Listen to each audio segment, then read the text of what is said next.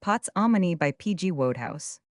Oh, when Bentley was feeling embarrassed, he looked at Mr. Shepherd, and with difficulty, restrained himself from standing on one leg and twiddling his fingers at one period of his career, before the influence of his Uncle Henry had placed him in the London and suburban bank. Owen had been an actor on the strength of a batting average of 33.07 for Middlesex. He had been engaged by the astute musical committee, impresario, to whom the idea first occurred that if you have got to have young men to chant, "We are merry and gay trolla for this is Bohemia." In the artist's ball scene, you might just as well have young men whose names are known to the public. He had not been an actor long for loss of form, had put him out of first-class cricket, and the impresario had given his place in the next piece to a googly bowler who had done well in the last varsity match, but he had been one long enough to experience that sinking sensation which is known as stage fright. And now, as he began to explain to Mr. Shepherd that he wished for his consent to marry his daughter Audrey, he found himself suffering exactly the same symptoms. From the very start, from the moment when he revealed the fact that his income, salary, and private means included amounted to less than £200, he had realized that this was going to be one of his failures. It was the gruesome early Victorianness of it all that took the heart out of him. Mr. Shepherd had always reminded him of a heavy father out of a three-volume novel, but compared with his demeanor, as he listened now, his attitude hitherto had been light and whimsical. Until this moment, Owen had not imagined that this sort of thing ever happened nowadays outside the comic papers. By the end of the second minute, he would not have been surprised to find himself sailing through the air, urged by Mr. Shepherd's boot, his transit indicated by a dotted line and a few stars. Mr. Shepherd's manner was inclined to bleakness. "This is most unfortunate," he said, "most unfortunate.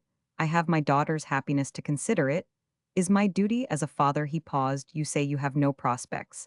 I should have supposed that your uncle, surely with his influence." "My uncle shot his bolt when he got me into the bank. That finished him as far as I am concerned. I am not his only nephew, you know. There are about 100 others, all trailing him like bloodhounds." Mr. Shepherd coughed the small cough of disapproval. He was feeling more than a little aggrieved. He had met Owen for the first time at dinner at the house of his Uncle Henry, a man of unquestioned substance whose habit it was to invite each of his 11 nephews to dinner once a year. But Mr. Shepherd did not know this. For all he knew, Owen was in the habit of hobnobbing with the great man. Every night he could not say exactly that it was sharp practice on Owen's part to accept his invitation to call, and having called to continue calling long enough to make the present deplorable situation possible.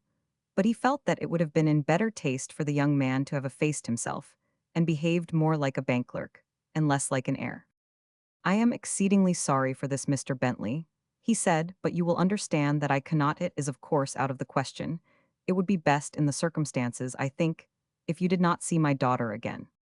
"She's waiting in the passage outside," said Owen simply. "After today, goodbye." Owen left the room. Audrey was hovering in the neighborhood of the door. She came quickly up to him, and his spirits rose as they always did at the sight of her. "Well," she said. He shook his head. "No good," he said. Audrey considered the problem for a moment and was rewarded with an idea. "Shall I go in and cry?" "It wouldn't be of any use." "Tell me what happened." "He said I mustn't see you again." "He didn't mean it." "He thinks he Roman 999. Audrey reflected. "We shall simply have to keep writing then, and we can talk on the telephone. That isn't seeing each other. Has your bank a telephone?" "Yes, but—" "That's all right then. I'll ring you up every day." "I wish I could make some money," said Owen thoughtfully. "But I seem to be one of those chaps who can't. Nothing I try comes off. I've never drawn anything except a blank. In a sweep I spent about £2 on sixpenny postal orders, when the Limerick craze was on, and didn't win a thing once. When I was on tour, I worked myself to a shadow, dramatizing a novel. Nothing came of that either." "What novel?" "A thing called White Roses by a woman named Edith Butler." Audrey looked up quickly. "I suppose you knew her very well. Were you great friends?" "I didn't know her at all. I'd never met her. I just happened to buy the thing at a bookstall, and thought it would make a good play. I expect it was pretty bad rot. Anyhow, she never took the trouble to send it back, or even to acknowledge receipt." "Perhaps she never got it." "I registered it." "She was a cat," said Audrey decidedly. "I am glad of it. though if another woman had helped you make a lot of money, I should have died of jealousy. Routine is death to heroism. For the first few days after his parting with Mr. Shepherd, Owen was in heroic mood, full of vaguely dashing schemes regarding the world as his oyster and burning to get at it sword in hand. But routine with its ledgers and its copying ink and its customers fell like a gray cloud athwart his horizon, blotting out rainbow visions of sudden wealth dramatically. One day by day, the glow faded and hopelessness grew. If the glow did not entirely fade, it was due to Audrey, who more than fulfilled her promise of ringing him up on the telephone. She rang him up at least once, frequently several times every day, a fact which was noted and commented upon in a harshly critical spirit by the head of his department, a man with no soul, and a strong objection to doing his subordinates' work for them. As a rule, her conversation, though pleasing, was discursive and lacked central motive, but one morning she had genuine news to impart. Owen, her voice was excitative. You seen the paper today? Then listen, ill read it out. Are you listening? This is what it says. The Piccadilly Theatre will reopen shortly with a dramatized version of Miss Edith Butler's popular novel White Roses, prepared by the authoress herself. A strong cast is being engaged, including, and then a lot of names. What are you going to do about it, Owen?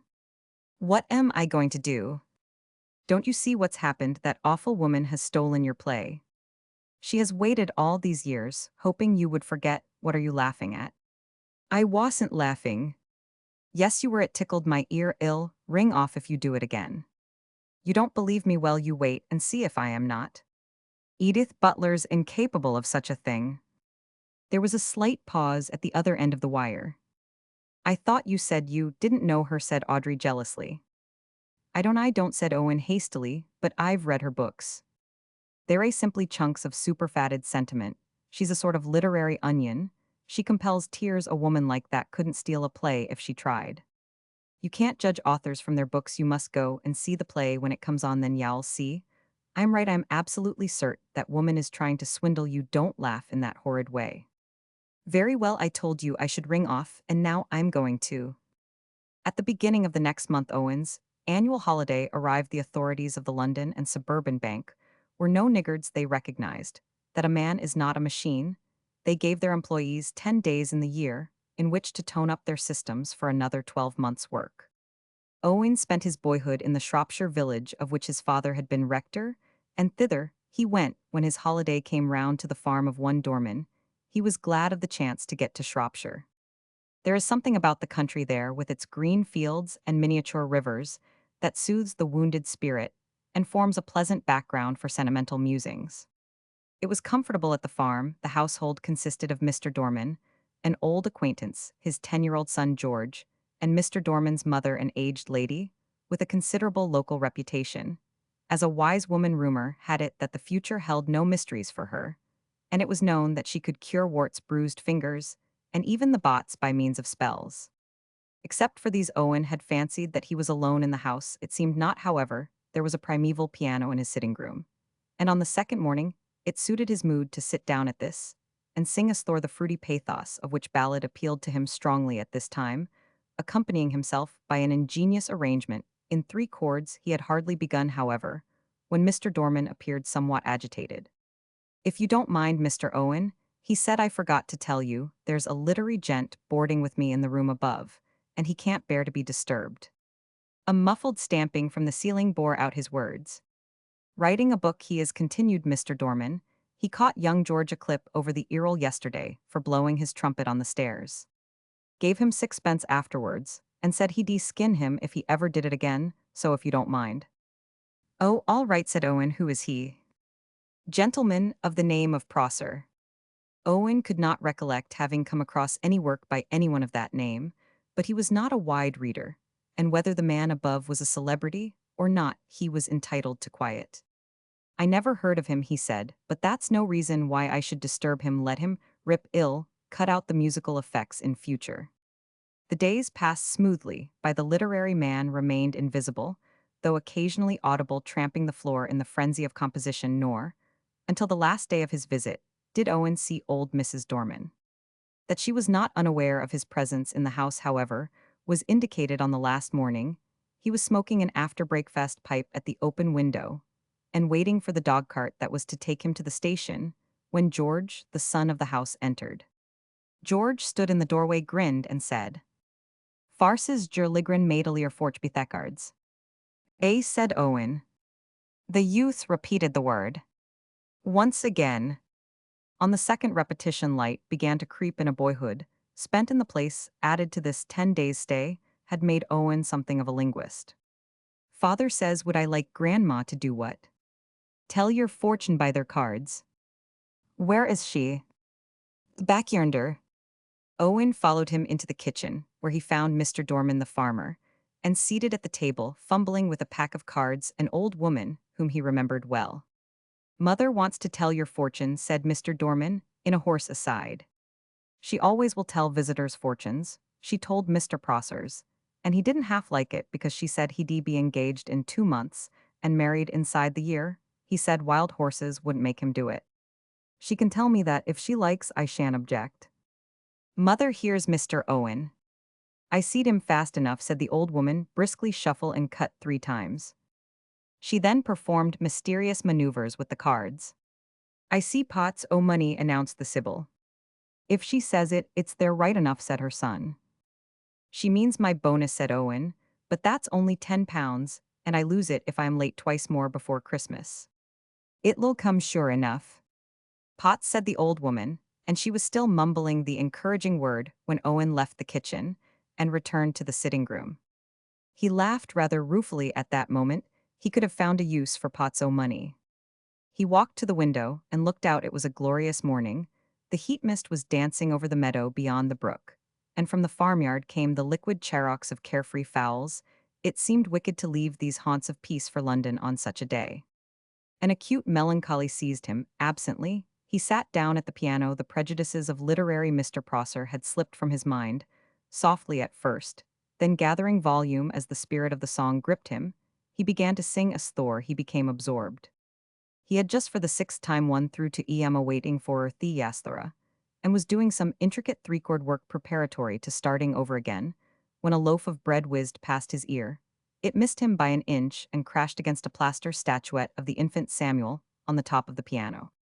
It was a standard loaf containing 80% of semolina, and it practically wiped the infant Samuel out of existence. At the same moment at his back, there sounded a loud, wrathful snort.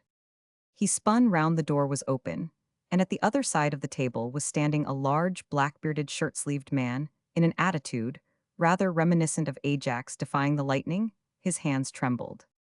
His beard bristled, his eyes gleamed ferociously beneath enormous eyebrows. As Owen turned, he gave tongue in a voice like the discharge of a broadside. Stop it. Owen's mind, wrenched too suddenly from the dreamy future to the vivid present, was not yet completely under control. He gaped. Stop the tinfernalness, roared the man. He shot through the door, banging it after him, and pounded up the stairs. Owen was annoyed. The artistic temperament was all very well, but there were limits. It was absurd that obscure authors should behave in this way. Prosser, who on earth was Prosser? Had anyone ever heard of him? No, yet here he was going about the country clipping small boys over the ear hole and flinging loaves of bread at bank clerks as if he were Henry James or Marie Corelli. Owen reproached himself bitterly for his momentary loss of presence of mind. If he had only kept his head, he could have taken a flying shot at the man with the marmalade pot. It had been within easy reach. Instead of which he had merely stood and gaped. Of all sad words of tongue or pen, the saddest are these. It might have been. His manly regret was interrupted by the entrance of Mr. Dorman, with the information that the dog-cart was at the door. Audrey was out of town when Owen arrived in London, but she returned a week later. The sound of her voice through the telephone did much to cure the restlessness from which he had been suffering since the conclusion of his holiday. But the thought that she was so near yet so inaccessible produced in him a meditative melancholy, which enveloped him like a cloud that would not lift. His manner became distrait. He lost weight. If customers were not vaguely pained by his sad, pale face, it was only because the fierce rush of modern commercial life leaves your businessman little leisure for observing pallor in bank clerks. What did pain them was the gentle dreaminess with which he performed his duties. He was in the inward bills department, one of the features of which was the sudden inrush towards the end of each afternoon of hatless, energetic young men with leather bags strapped to their left arms, clamoring for mysterious, crackling documents, much fastened with pins. Owen had never quite understood what it was that these young men did want, and now his detached mind refused even more emphatically to grapple with the problem. He distributed the documents at random, with the air of a preoccupied monarch, scattering largesse to the mob, and the subsequent chaos had to be handled by a wrathful head of the department in person. Man's power of endurance is limited at the end of the second week. The overwrought head appealed passionately for relief, and Owen was removed to the postage department, where, when he had leisure from answering Audrey's telephone calls, he entered the addresses of letters in a large book and took them to the post. He was supposed also to stamp them, but a man in love cannot think of everything, and he was apt at times to overlook this formality. One morning, receiving from one of the bank messengers the usual intimation that a lady wished to speak to him on the telephone, he went to the box and took up the receiver. "Is that you, Owen? Owen, I went to White Roses last night. Have you been yet?" "Not yet." "Then you must go tonight, Owen, I'm certain. You wrote it, it's perfectly lovely. I cried my eyes out. If you don't go tonight, I'll never speak to you again, even on the telephone promise." "Must I?" "Yes, you must. Why, suppose it is yours, it may mean a fortune." The stalls were simply packed. "I am going to ring up the theater now and engage a seat for you and pay for it myself." "No, I say," protested Owen. "Yes, I shall. I can't trust you to go if I don't, and I'll ring up early tomorrow to hear all about it. Goodbye." Owen left the box somewhat depressed. Life was quite gloomy enough, as it was, without going out of one's way to cry one's eyes out over sentimental plays. His depression was increased by the receipt on his return to his department of a message from the manager stating that he would like to see Mr. Bentley in his private room. For a moment, Owen never enjoyed these little chats with authority out of office hours in the circle of his friends. He had no doubt the manager was a delightful and entertaining companion. But in his private room, his conversation was less enjoyable. The manager was seated at his table, thoughtfully regarding the ceiling. His resemblance to a stuffed trout, always striking, was subtly accentuated, and Owen, an expert in these matters, felt that his fears had been well founded. There was trouble in the air. Somebody had been complaining of him, and he was now about, as the phrase went, to be ruinin'. A large man seated with his back to the door turned as he entered, and Owen recognized the well-remembered features of Mr. Prosser, the literary loaf-slinger. Owen regarded him without resentment. Since returning to London, he had taken the trouble of looking up his name in Who's Who, and had found that he was not so undistinguished as he had supposed he was. It appeared a Regius professor, and the author of some half-dozen works on sociology. A record Owen felt that almost justified loaf-slinging and ear-hole clipping in moments of irritation. The manager started to speak, but the man of letters anticipated him. "Is this the fool?" he roared. "Young man, I have no wish to be hard on a congenital idiot who is not responsible for his actions, but I must insist on an explanation. I understand that you are in charge of the correspondence in this office. Well, during the last week, you have 3 times sent unstamped letters to my fiancée, Miss Vera Delane Woodlands, Southbourne, Hants. What's the matter with you? Do you think she likes paying 2pence a time, or what is it?" Owen's mind leaped back at the words. They recalled something to him. Then he remembered. He was conscious of a not unpleasant thrill. He had not known that he was superstitious. But for some reason, he had not been able to get those absurd words of Mr. Dorman's mother out of his mind, and here was another prediction of hers, equally improbable, fulfilled to the letter. "Great Scott!" he cried. "Are you going to be married?" Mr. Prosser and the manager started simultaneously. "Mrs. Dorman said you would be," said Owen. "Don't you remember?" Mr. Prosser looked keenly at him. "Why, I've seen you before," he said. "You're the young turnifetted scallywag at the farm." "That's right," said Owen. "I've been wanting to meet you again. I thought the whole thing over, and it struck me," said Mr. Prosser handsomely, "that I may have seemed a little abrupt at our last meeting." "No, no. The fact is, I was in the middle of an infernally difficult passage of my book that morning, and when you began, it was my fault entirely. I quite understand." Mr. Prosser produced a card case. "We must see more of each other," he said. "Come and have a bit of dinner some night. Come tonight." "I am very sorry, I have to go to the theater tonight." "Then come and have a bit of supper afterwards." "Excellent. Meet me at the Savoy at 11:15. I am glad I didn't hit you with that loaf."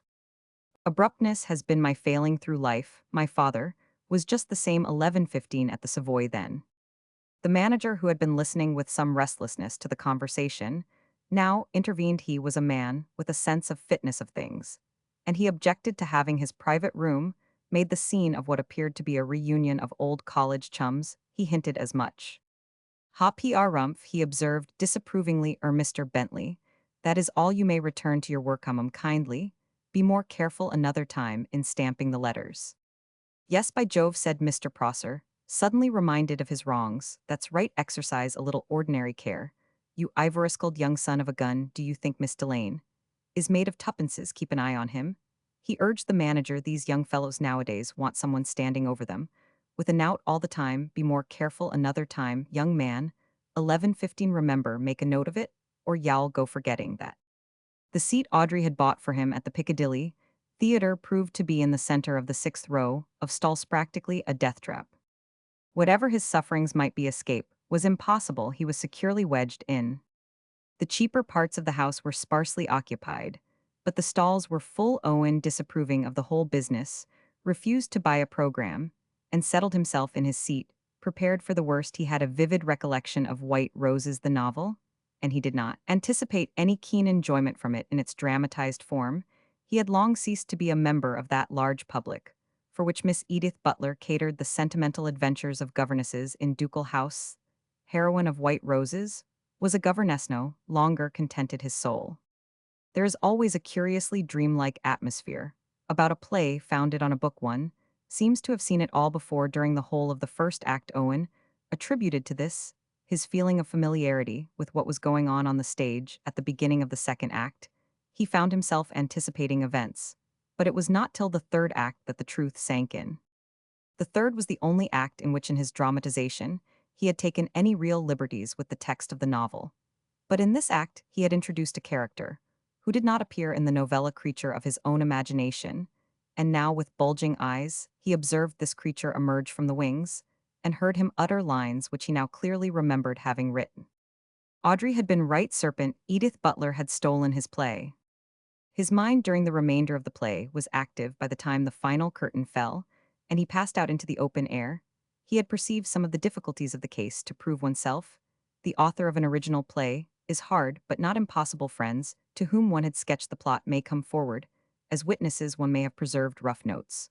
But a dramatization of a novel is another matter. All dramatizations of any given novel must necessarily be very much alike. He started to walk along Piccadilly and had reached Hyde Park Corner before he recollected that he had an engagement to take supper with Mr. Prosser at the Savoy Hotel. He hailed a cab. "You're late," boomed the author of sociological treatises, as he appeared. "You're infernally late, I suppose, in your woolen-headed way. You forgot all about it. Come along. Well, just have time for an olive and a glass of something before they turn the lights out." Owen was still thinking deeply as he began his supper. Surely, there was some way by which he could prove his claims. What had he done with the original manuscript? He remembered now. He had burnt it. It had seemed mere useless litter. Then probably he felt bitterly the woman butler had counted on this. Mr. Prosser concluded an animated conversation with a waiter on the subject of the wines of France, leaned forward, and having helped himself briskly to anchovies, began to talk. He talked loudly and rapidly. Owen, his thoughts far away, hardly listened. Presently the waiter returned with the selected brand. He filled Owen's glass and Owen drank, and felt better, finding his glass magically full once more. He emptied it again, and then suddenly he found himself looking across the table at his host, and feeling a sense of absolute conviction that this was the one man of all others whom he would have selected as a confidant. How kindly, though somewhat misty, his face was, how soothing, if a little indistinct, his voice. "Prosser," he said, "you are a man of the world, and I should like your advice. What would you do in a case like this? I go to a theater to see a play, and what do I find?" He paused and eyed his host impressively. "What's that tune they're playing?" said Mr. Prosser. "You hear it everywhere. One of these Viennese things, I suppose." Owen was annoyed. He began to doubt whether, after all, Mr. Prosser's virtues as a confidant were not more apparent than real. "I find, by Jove," he continued, "that I wrote the thing myself." "It's not a patch on the Merry Widow," said Mr. Prosser. Owen thumped the table. "I tell you, I find I wrote the thing myself." "What thing?" "This play I am telling you about, this White Roses thing." He found that he had at last got his host's ear. Mr. Prosser seemed genuinely interested. What do you mean? Owen plunged on with his story. He started from its dim, beginning from the days when he had bought the novel on his journey from Bath to Cheltenham. He described his methods of work, his registering of the package, his suspense, his growing resignation. He sketched the progress of his life. He spoke of Audrey, and gave a crisp character sketch of Mr. Shepherd. He took his hearer right up to the moment when the truth had come home to him. Towards the end of his narrative, the lights went out, and he finished his story in the hotel courtyard in the cool air. He felt revived. The outlines of Mr. Prosser became sharp and distinct again. The sociologist listened admirably. He appeared absorbed and did not interrupt once. What makes you so certain that this was your version? He asked, as they passed into the Strand. Owen told him of the creature of his imagination in Act Roman 3, but you have lost your manuscript. Yes, I burnt it. Just what one might have expected you to do, said Mr. Prosser, unkindly. Young man, I begin to believe that there may be something in this. You haven't got a ghost of a proof that would hold water in a court of law, of course. But still, I am inclined to believe you. For one thing, you haven't the intelligence to invent such a story. Owens thanked him. In fact, if you can answer me one question, I shall be satisfied. It seemed to Owen that Mr. Prosser was tending to get a little above himself. As an intelligent listener, he had been of service. But that appeared to be no reason why he should constitute himself a sort of judge and master of the ceremonies. That's very good of you, he said, but will Edith Butler be satisfied? That's more to the point. I am Edith Butler, said Mr. Prosser. Owen stopped you. You need not babble it from the housetops. You are the only person besides my agent who knows it. And I wouldn't have told you if I could have helped it. It isn't a thing I want known. Great Scott, man. Don't goggle at me like a fish. Haven't you heard of pseudonyms before? Yes, but... Well, never mind, take it from me that I am Edith Butler. Now listen to me. That manuscript reached me when I was in the country. There was no name on it. That in itself points strongly to the fact that you were its author. It was precisely the chuckle-headed sort of thing you would have done to put no name on the thing. I enclosed a letter anyhow. There was a letter enclosed. I opened the parcel out of doors. There was a fresh breeze blowing at the time it caught the letter. And that was the last I saw of it. I had read as far as Dear Madam. But one thing I do remember about it, and that was that it was sent from some hotel in Cheltenham, and I could remember it if I heard it now then. I can tell it was Wilbraham's. I was stopping there. You pass, said Mr. Prosser. It was Wilbraham's. Owen's heart gave a jump for a moment. He walked on air. Then do you mean to say that it's all right that you believe? I do, said Mr. Prosser. By the way, he said the notice of white roses went up last night. Owen's heart turned to lead. But he stammered, but tonight the house was packed. It was packed with paper. All the merry deadheads in London were there. It has been the worst failure this season. And by George, he cried with sudden vehemence, serve 'em right. If I told them once it would fail in England, I told them 100 times. The London public won't stand that sort of blithering twaddle. Owen stopped and looked round. A cab was standing across the road. He signaled to it. He felt incapable of walking home. No physical blow could have unmanned him more completely than this hideous disappointment, just when by a miracle everything seemed to be running his way. Sooner ride than walk, said Mr. Prosser, pushing his head through the open window. Laissez-neslickness, that's the curse of the modern young man. Where shall I tell him to drive to? Owen mentioned his address. It struck him that he had not thanked his host for his hospitality. It was awfully good of you to give me supper, Mr. Prosser, he said. I've enjoyed it tremendously. Come again, said Mr. Prosser. I am afraid you're disappointed about the play. Owen forced a smile. Oh no, that's all right, he said. It can't be helped. Mr. Prosser half turned, then thrust his head through the window again. I knew there was something I had forgot to say. He said I ought to have told you that the play was produced in America before it came to London. It ran 2 seasons in New York and 1 in Chicago, and there are 3 companies playing it still on the road. Here's my card. Come round and see me tomorrow. I can't tell you the actual figures offhand, but y'all be all right. Y'all have pots o' money.